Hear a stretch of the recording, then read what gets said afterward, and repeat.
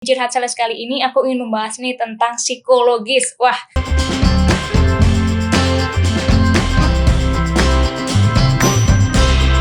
halo teman-teman semuanya, balik lagi sama aku Vika di Curhat Sales. Nah, di Curhat Sales kali ini aku ingin membahas nih tentang psikologis. Wah, kok psikologis ya? Penasaran kan? Yuk kita langsung aja tanya ke Coach Andre. Hai, halo Coach. Halo Vika, halo teman-teman. Apa kabar nih Coach? Baik, Vika. Alhamdulillah baik juga nih Coach. Oke, aku mau tanya nih Coach. Ini kan dalam teknik penjualan gitu ya Coach ya, kita tuh lebih banyak cenderung untuk berbicara terkait teknisnya gitu Coach. Kayak misalkan ada funneling, gimana buat cari target marketnya, landing page supaya konversinya dan lain-lain gitu lah Coach. Pokoknya lebih banyak ke teknisnya. Nah tapi kita tuh kadang juga lupa Coach untuk membahas terkait psikologisnya gitu Coach. Nah pertanyaan aku adalah kan setiap orang itu kan sebelum membeli sesuatu itu pasti dia butuh diyakinkan gitu ya Coach ya. Antara dia compare, dia riset dan lain-lain. Nah, tapi idealnya berapa kali sih Coach kita harus meyakinkan customer kita Coach untuk barang yang kita jual Coach? Berapa kali tuh Coach? Oke, pertanyaan menarik nih. Pertanyaan berapa kali sebenarnya kalau dalam teori bisa dijawab, cuman kalau di lapangan sifatnya dia adalah fleksibel, Vika. Jadi tidak pernah ada patokan mesti berapa kali baru bisa diyakinkan. Itu saya menemukan tidak pernah ada patokan. Ada yang sekali ketemu bisa, bahkan ada saya paling ekstrim pernah sekitar 2 tahun. 2 tahun Coach? 2 tahun. Berapa kali pertemuan itu Coach? Itu kalau nggak salah sebulan sekali itu paling ekstrim ya. Cuman yang paling cepat sekali ada. Oh, iya ya Coach ya. Berarti semua juga tergantung kali ya Coach ya? Ya, karena kita main probabilitas kan, kita main hukum Pareto. Ya, gitu. Nah, kita balik lagi. Sebenarnya apa sih yang bikin seseorang bisa yakin atau tidak dengan kita? Gampang. Pertama adalah seberapa sering orang itu dibohongin sama orang lain. Jadi kasarnya semakin sering dia punya histori atau riwayat dia sering ditipu, sering dibohongin, itu effort untuk meyakinkannya jauh lebih lama. Karena kan trauma. Gitu. Contoh paling gampang ya Vika. Vika misalkan deket sama cowok. Nah dari histori atau riwayatnya Vika sering banget tuh dibohongin cowok-cowok. Lama-lama kan sistem defensifnya Vika makin tebel kan. Iya betul Coach. Nah, jadi kurang lebih seperti itu Vika ilustrasinya. Jadi kita nggak pernah ada patokan berapa kali. Jadi tergantung di lapangan.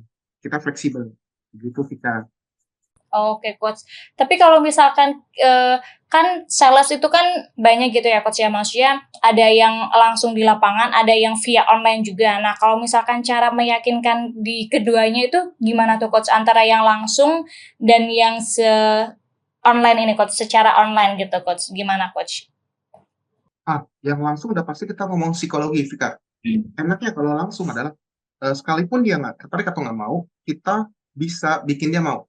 Cuman ada butuh proses. Nah, caranya gimana? Caranya di kelas-kelas rekaman sebelumnya ada tuh teman-teman. Atau teman-teman bisa ikut kelas yang Vika adain. Nanti kontak aja Vika. Siap Coach. Ya, oke. Nah uniknya kalau online kita lebih banyak nggak main pendekatan personal. Kenapa? Karena kalau online kita menjaring orang yang butuh aja. Masuk akal? Masuk akal Coach. Misalkan Vika lagi pengen cari kacamata misalkan. Nah, Vika mungkin akan mulai searching kan di marketplace atau di Google tentang kacamata, bener? Betul. Lain cerita Vika lagi nggak butuh kacamata, tiba-tiba muncul iklannya kacamata, pasti di skip. Iya betul. Iya, jadi kalau online itu kita langsung menjaring siapa yang langsung butuh, itu yang bikin beda. Oh oke Coach. Mungkin itu juga bagian digital marketingnya juga gitu kali ya Coach ya, buat menjaring target marketnya gitu ya Coach ya. Benar banget Vika. Gitu. Oke Coach, sekarang gini Coach, apa aja sih Coach tanda-tanda ketika orang itu sudah yakin nih Coach sama barang yang kita jual nih Coach? Nah ini menarik nih, ini sangat menarik karena ada di kelas juga.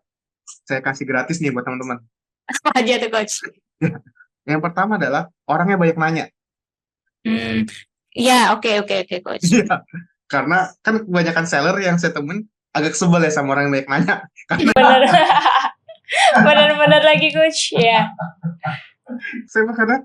karena kalau saya iseng saya suka bacain komen-komen orang tuh. Apaan sih nih orang banyak nanya, beli kagak? Bener-bener Nggak coach. masalah. Tapi bener coach. Orang nanya artinya dia tertarik. Tertarik atau dijadiin pembanding nih coach. Bisa juga nih coach. Iya, bisa. Ini pengalaman pribadi ya. Sering terjadi di kota-kota besar coach. Betul coach. Ayo, jadi tanggapan pertama adalah apa? Yang namanya kalau dia banyak nanya gitu, Vika. Nah, kebanyakan orang ini sebenarnya mengganggu pola pikir atau mindset sih, yaitu baik lagi. Ketika ada orang nanya, terus kita punya mindset, nah jangan mau dibandingin. Percaya gak teman-teman? Itu menghambat rezeki kita loh. Nyadar gak? Kenapa? Karena kan kita nggak tahu dia benar nanya beneran atau pembanding. Tapi karena mindset kita sudah paling cuma nanya-nanya, beli kagak, akhirnya kita nggak optimal melayani dia loh.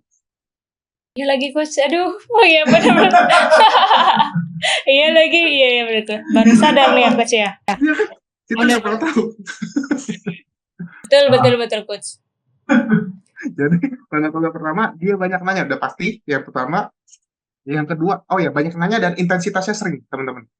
Apalagi kalau dia udah nanya harga dan nego harga. Oke. Tanda-tanda yang kedua adalah, ini kalau konteksnya ketemu ya, bukan online ya, Vika. Iya oke. Kalau konteksnya ketemu adalah mata hitamnya ke bawah. Mata hitamnya coach. Mata hitam. Iya kan? Iya. Kita ada mata putih dan hitam kan? Bener coach. Iya. Kalau putih semua serem coach. Kesurupan. Ya bener. Oh, itu bisa dilihat dari mata berarti ya coach ya? Bisa. Apalagi dia matanya turun sambil tarik nafas. Artinya apa itu coach? Itu dia benar-benar lagi pertimbangin produk kita. Oh, oke. Kalau lagi kayak gitu, para sales, tolong jangan tahan, nggak usah ngomong. Tahan. Kenapa? Karena itu lagi mode emosional naik. Mode emosional plus pertimbangan logika. Jadi kalau sampai misalkan orang yang nggak tahan buat ngomong, buyar langsung. Nggak jadi beli malah ya coach ya. Iya, jadi tahan, nggak usah ngomong, nggak usah takut, jangan dia ngambil. Kan kebanyakan sales ketika orang diam, insecure. Iya bener. Bener coach. Iya, kenapa saya tahu? Karena saya orang lapangan juga. Matanya banyak yang ke bawah apa ke atas nih coach? Nah, ini menarik nih. Ini nyambung sama topik pertama nih, Tika. Semakin orang nyaman sama kita, semakin potensi matanya ke bawah semakin besar. Oh, aku baru tahu tuh coach. Oke. Wow, menarik banget nih coach. Nanti buktiin aja. Tapi kalau hubungan yang nggak deket, biasanya mata sering ke atas tau gak apa? Dia lagi nyari alasan buat counter kita. Oh, oke. Paham coach. Oke. Awas aja kalau pada naik ke atas semua ya coach ya. Oke coach. Ini bukan berarti semua ya, tapi kebanyakan seperti itu. Begitu, Vika. Oke coach. Nah, supaya kita apa aja sih coach hal-hal yang perlu kita lakukan supaya kita menciptakan urgensi nih coach biar orang itu membeli gitu coach, kayak buruan deh atau apakah perlu testimoni atau yang lainnya gitu coach. Urgensi pokoknya gitu. Kalau kata kuncinya urgensi gampang. Apa coach? Saya izin nanya Vika ya. Oke. Menurut Vika, harga masker yang sekarang sama zaman COVID mahalan mana? Mahalan dulu lah coach. Itu bisa 10 kali lipat. Beneran deh coach. Pertanyaannya kenapa? Padahal produksinya sama. Karena dulu emang lagi butuh-butuhnya sih coach, kayak diperluin sama banyak orang gitu. Karena semua butuh kali ya coach ya. Iya. Kenapa orang butuh masker di zaman COVID? Karena kalau nggak pakai masker kena COVID coach. Itu dia poinnya. Berarti kalau kita mau menciptakan urgensi, kita mesti apa ya bahasanya, kayak menyambar ketakutan orang itu. Oh, scarcity kali gitu ya coach ya. Ya, karena kita menyambar ketakutan orang itu, orang akan lebih banyak permintaan. Permintaan lebih banyak daripada persediaan, udah pasti scarcity terjadi, kelangkaan terjadi. Iya, betul, Coach. Logiknya seperti itu aja, benar ya? Nah, yang jadi masalah adalah, ini yang saya amatin. Kebanyakan eh, yang saya amatin ya, ini benar-benar, mohon maaf ya, nggak ada maksud apa-apa. Eh, saya pernah melihat beberapa iklan kelas online di internet. Dia melakukan scarcity eh, khusus sampai tanggal 18 November misalkan, harga balik lagi. Oh, oke. Nah, kesalahannya adalah ketika sudah 18 November, dia mengadakan program perpanjangan. Scarcity-nya jadi hancur programnya. Betul, Coach. Pasti hancur. Atau misalkan dia eksekusi scarcity-nya, tapi jeda nggak lama lagi, dia adain lagi. Jadi scarcity-nya nggak jalan. Nggak meyakinkan customer malah gitu ya, Coach ya? Oh, Iya, benar. oke. Kalau mau scarcity sekalian. Gitu. Dan ya kita sebagai sales juga harus berani nanggung konsekuensinya gitu ya, Coach ya? Bener banget. Jadi, ya itu sebenarnya seperti yang kata Tika. Untuk menciptakan urgensi adalah ciptakan kelangkaan. Cara ciptakan kelangkaan adalah dengan membuat atau menembak sesuatu ketakutan customer. Oke. Oke, I see, Coach. Berarti ya harus buat customer itu takut dan memerlukan barang yang kita jual gitu ya, Coach ya? Yes, dan betul, limitasinya dibatasi. Betul. Oke, Coach, thank you banget nih, Coach.